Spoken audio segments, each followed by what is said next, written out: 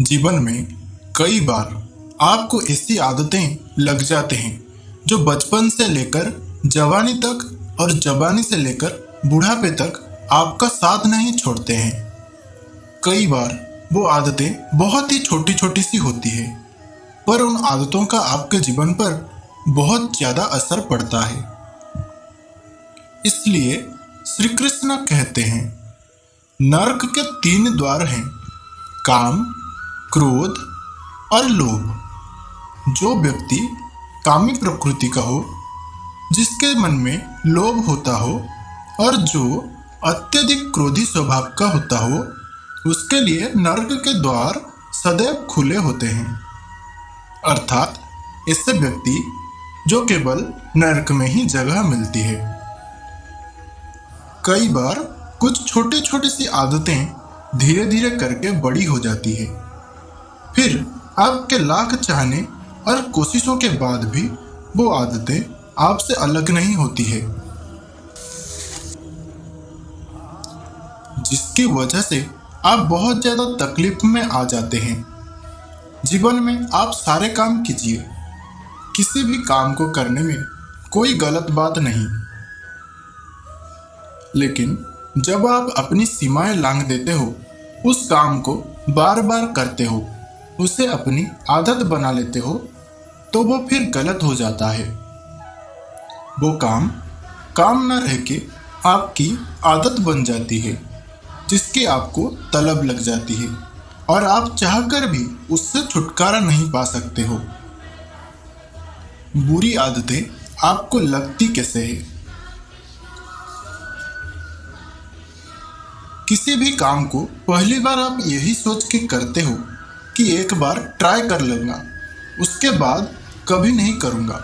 दूसरी बार आप यह सोचते हो कि चलो एक और बार फिर से कर लेता हूं, इसके बाद पक्का दोबारा नहीं करूंगा। तीसरी और चौथी बार आपका कोई अपना आपके पास आता है और उस काम को करने के लिए मजबूर कर देता है और आप उसे कर देते हैं, और फिर धीरे धीरे करके वह इतनी बार हो जाता है कि आपको उसकी आदत लग जाती है और आपको पता भी नहीं चलता। और जब आपको एक बार उसकी आदत लग गई, फिर आप उसको बिना किए रह नहीं सकते। अब चाहे वो झूठ बोलने की आदत हो, किसी को धोखा देने की, शराब पीने की या फिर सिगरेट पीने की, किसी भी प्रकार की आदत आपके जीवन के लिए बुरी है, गलत है। यह बात आपको बहुत अच्छे से पता है। आपका बहुत ज्यादा नुकसान ही है, यह बात भी आपको अच्छे से पता है, लेकिन आप उसे खत्म नहीं कर पाते क्योंकि आपको आदत लग चुकी है। उदाहरण के तौर पर, जब आप नया नया स्कूल या कॉलेज जाते हो, तब आपके ऊपर माँ बाबा के दिए हुए जिम्मेदारी, उनके दिए हुए संस्कार, आपके गुरुजनों की उम्मीद, इन सबको आप लेके चलते हो। इस वजह से आप कोई भी बुरी चीज करने से संकोच करते हो। फिर 5-7 महीना गुजर जाता है, धीरे धीरे आपके दोस्तों की संख्या बढ़ जाती है और आप उन सभी जिम्मेदारियों से भूलने लगते हो। फिर आपका कोई दोस्त आपको सिगरेट पीने को कहता है। शुरू में आप मना कर देते हो, फिर एक दिन आप सोचते हो, चलो एक ट्राई कर लेता हूं, दोबारा कभी हाथ नहीं लगाऊंगा। फिर धीरे धीरे आप शौक के लिए पीना शुरू कर देते हो ताकि दोस्तों के आगे आप कूल लग सको। पर फिर यही चीज आपकी आदत बन जाती है। अब आप सिगरेट शौक के लिए नहीं पीते, अब आप इसलिए पीते हो क्योंकि अब यह आपकी जरूरत बन चुकी है। इसके बिना अब आप एक दिन भी नहीं रह सकते।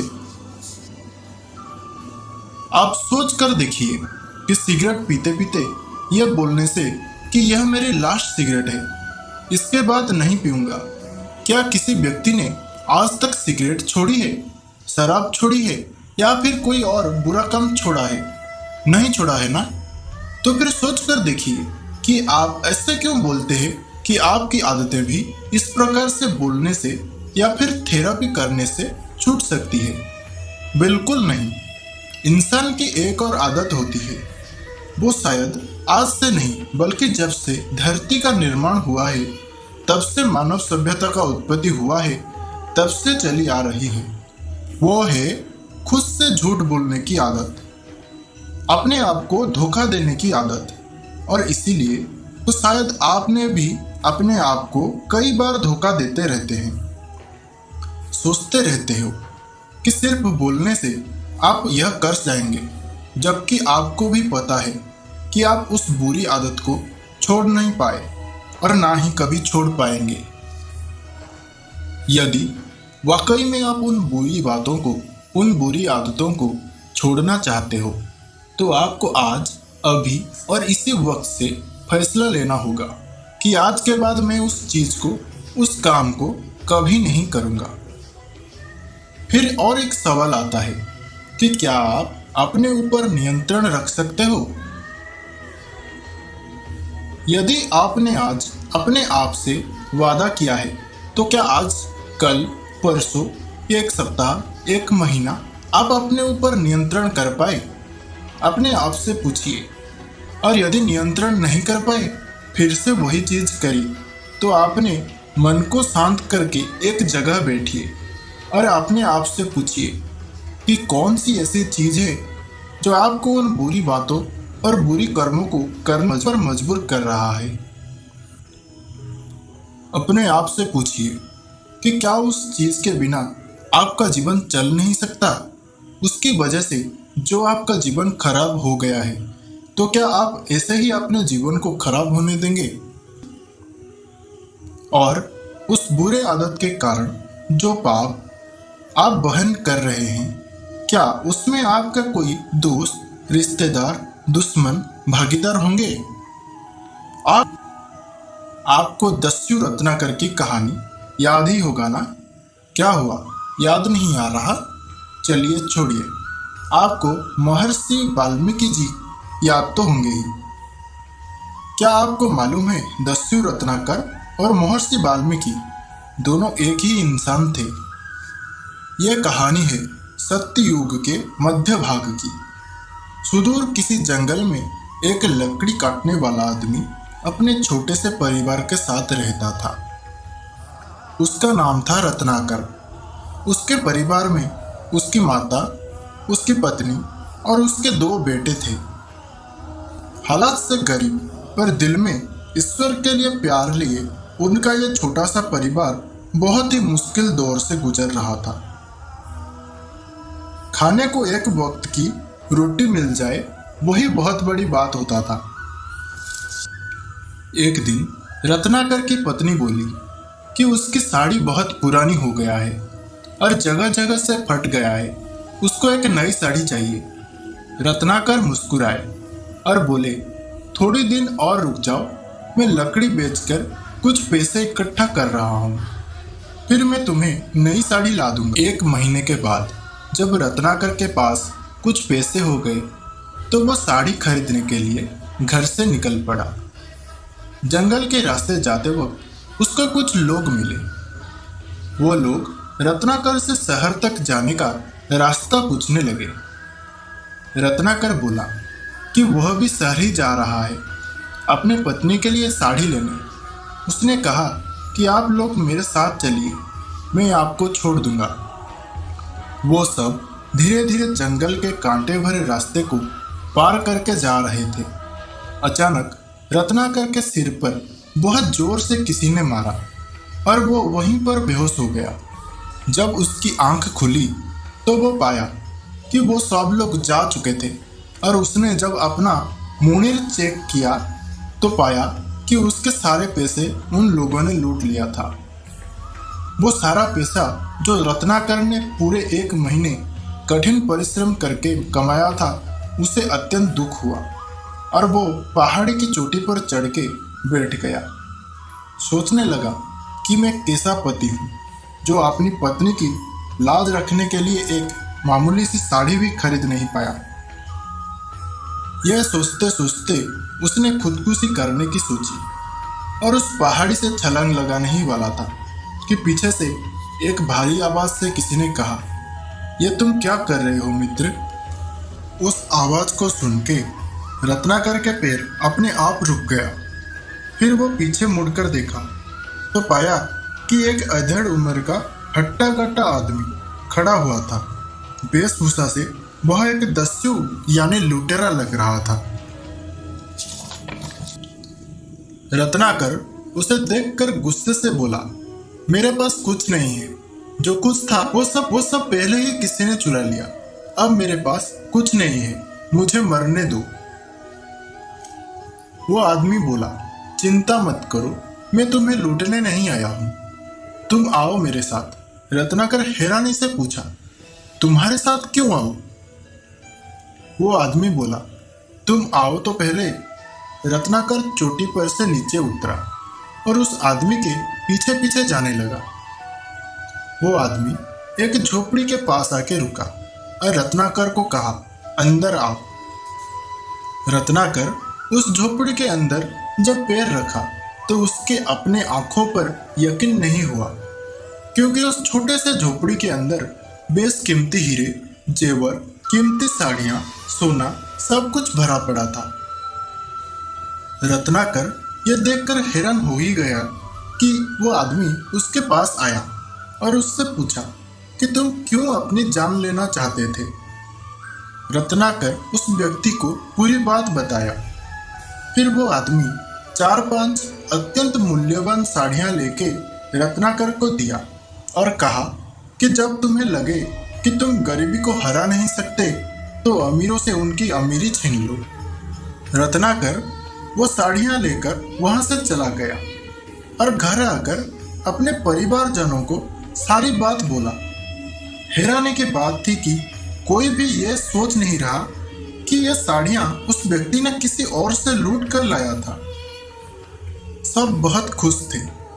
यह देखकर रत्नाकर सोचा कि मैं अपनी जिंदगी में कितना भी मेहनत कर लूं, पर संपत्ति से आने वाली खुशी कभी भी हासिल नहीं कर पाऊंगा।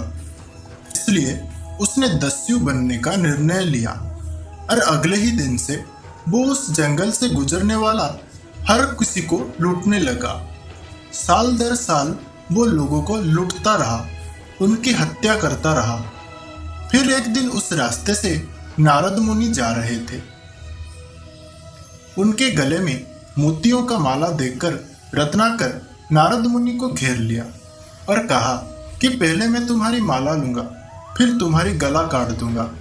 नारद मुनि मुस्कुराए और कहा, ठीक है, तुम ये माला ले जा सकते हो और मुझे मार भी सकते हो, परंतु इससे पहले मेरा एक आखिरी ख्वाहिश क्या तुम पूरा कर दोगे? रत्नाकर बोला, ठीक है, बोलिए क्या करूं? नारद जी बोले, मुझे इस पेड़ से बांध दो ताकि मैं भाग ना सकूं। फिर अपने परिवार के पास जाना और उनसे पूछना कि तुमने आज तक जितने हत्या करके पाप अर्जन किया है उसमें कौन कौन तुम्हारा भागीदार होगा। रत्नाकर वैसा ही करता है। वो अपने घर जाके सबसे पहले अपने माँ से पूछता है, माँ, आज तक जितने पाप मैंने किए हैं क्या तुम इसमें भागीदार होगी? उनकी माँ कहती है, बेटा, मेरा फर्ज था तुझे छोटे से बड़ा करना, तेरा पालन पोषण करना। अब तेरा फर्ज है कि तू मेरा ध्यान रखे। मुझे नहीं पता तू एक काम कैसे करेगा, धर्म से कि अधर्म से, इसलिए मैं भागीदार नहीं हूं। रत्नाकर फिर वही सवाल अपने पत्नी से पूछा। पत्नी बोली, आप मेरे पति हो, मुझे खुश रखने की जिम्मेदारी आपकी है। मैं भी आपके पाप की भागीदार नहीं बनूंगी। आखिर में रत्नाकर अपने बच्चों से पूछा। उसके बच्चे बोले, पिताश्री, आपका कर्तव्य है हमको छोटे से बड़ा करना, संसार की सारी सुख हमें देना। हम भी आपकी पाप में भागीदार नहीं है। यह सुनकर रत्नाकर की आंखें भर आई। उसे समझ में आ गया कि उसने अधर्म की सारी सीमाएं लांघ दिए थे। वो रोता रोता नारद जी के पास पहुंचा और उनके चरणों में गिरकर माफी मांगने लगा और कहा, मुझे इस पाप से मुक्त होने का मार्ग बताइए। नारद जी बोले, तुम राम नाम का जाप करते रहो, जब समय आएगा मैं खुद तुझे मुक्ति दिलाने आऊंगा। रत्नाकर उसी जगह बैठकर राम नाम की जाप करने लगा। हजार हजार वर्ष बीत गए। जब त्रेता युग हुआ तो नारद मुनि फिर से रत्नाकर के पास आए। उन्होंने संजीवनी मंत्र से पत्थर बन चुके रत्नाकर में प्राण दिए और कहा कि आज से यह संसार आपको वाल्मीकि के नाम से जानेगा। यह संसार आपसे यह भी सीखेगा कि किसी बुरे चीज की लत लग जाने से इंसान बर्बादी की किस राह पर जा सकता है। माना कि पहले पहले आपको उन चीजों को करने में बड़ा मजा आता था, बड़ा आनंद आता था, आपको स्वर्ग जैसा फीलिंग्स आता था, लेकिन आपको खुद पता है वो चीज, वो आदत स्वर्ग नहीं है, बल्कि वह नर्क है और आप खुद ही उस नर्क से अपने आप को बाहर निकाल सकते हो। अपने आप से वादा कीजिए कि जब तक मेरा मरने जैसा हालत नहीं हो जाता मैं उस काम को कभी नहीं करूँगा। मुझे बहुत अच्छे से पता है कि जब आप किसी चीज़ को छोड़ने की कोशिश करते हो तो वही चीज़ बार बार आपके सामने आती है। आपको वही चीज़ बार बार करने का मन करता है, लेकिन आप अपने आप को मनाइए, समझाइए, सजा दीजिए कि यह चीज़ गलत है। याद कीजिए, कुछ दिन पहले भी तो आपने किसी अपने मित्र, दोस्त, यार इनको कहा था कि बस यार बहुत हो गया, अब मुझे इसे छोड़ना ही होगा, मैं इसे छोड़ दूंगा, लेकिन आप अभी तक इसे छोड़ नहीं पा रहे। अपने आप से प्रश्न कीजिए और याद रखिए कि सिर्फ आपके अलावा दुनिया में कोई ऐसा इंसान नहीं है जो आपकी आदतों को छुड़वाने में आपकी मदद कर सकता है।